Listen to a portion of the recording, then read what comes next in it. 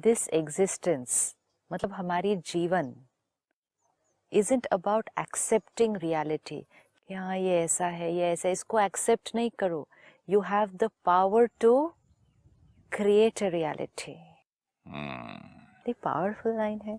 You have the power to create a reality. उसमें usually sister ना मैं हमेशा एक मजबूरी आ जाती थी मेरी. ये तो दर्द है, इसको एक्सेप्ट करना ही है, भाई है एक्सेप्ट करना ही है, Right. रिश्तेदारी है, क्या करें, दुनियादारी है, एक्सेप्ट वो करना. एक्सेप्टेंस में चला जाता था मैं. कलयुग में बहुत सारे सीन्स ऐसे दिखेंगे जो प्लेजेंट नहीं है, चाहे वो दुनिया के समाचार में, देश के बारे में, अपनी दुनिया के बारे में, जहाँ हम काम करते हैं, जहाँ हम रहते हैं, बहुत सारी चीजें प्लेजेंट नहीं हैं. अगर हमने उनको एज इट इज चित्त पर रख लिया तो ये कलयुग और कलयुग होता जाएगा, काला युग होता है. हाँ, क्योंकि आप काले को देखेंगे, काले को सोचेंगे, काले को बोलेंगे, तो आपका चित्त क्या होता जाएगा? और काला होता जाएगा. जब हमारा चित्त काला होता जाएगा, सृष्टि और काली होती जाएगी. सही बात. अब हमें कलयुग से सतयुग की तरफ जाना है, तो काले को देखते हुए चित्त पर क्या रखना होगा? जो हम चाहते हैं वो रियलिटी चित्त पर मतलब रखनी है. काला दिखेगा और सफेद सोचना होगा. काला दिखेगा, उसके लिए सफेद सोचना होगा.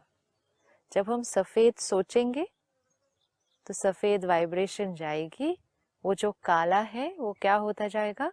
वो सफेद की तरफ शिफ्ट होता जाएगा. हमारी वाइब्रेशन औरों तक पहुंचेंगी और आत्माएं भी सफेद सोचना शुरू करेंगी, और जब हम सब मिलकर सफेद सोचना शुरू करेंगे तो सृष्टि सफेद सतयुग हो जाएगा. तो this is very important because when scenes around us are getting tougher, are not very perfect, we will have to take care that we don't absorb them as it is.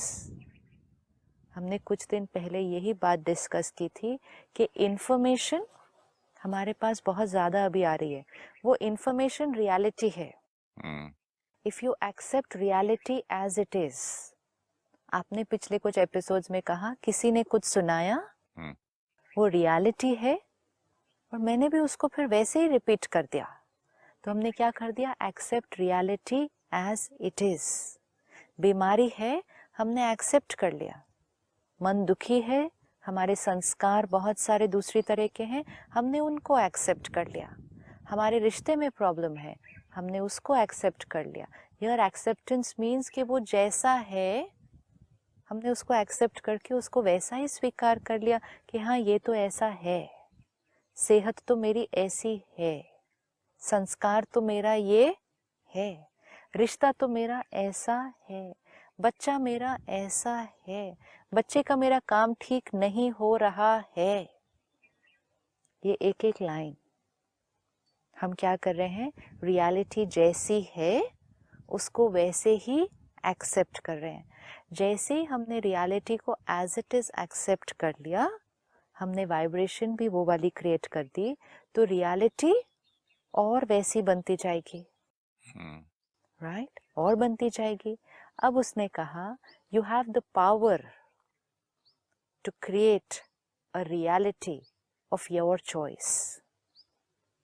जब हम ये एक्सपेरिमेंट कर रहे हैं कि हमें अपनी vibration से अपनी चॉइस की रियलिटी बनानी है, हमें एक चीज़ का ध्यान रखना होगा, जहाँ तक हो सके हम अपनी बातें, अपनी प्रॉब्लम्स ज़्यादा औरों को ना बताएं.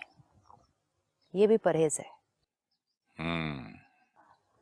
क्योंकि औरों को जब वो बातें पता चलेंगी, वो प्रॉब्लम पता चलेगी, कोई रिश्ते में आपकी प्रॉब्लम है वो पता चलेगा, आपकी बीमारी है कोई वो पता चलेगी, वो फिर औरों से औरों बहुत तक फैलेगी.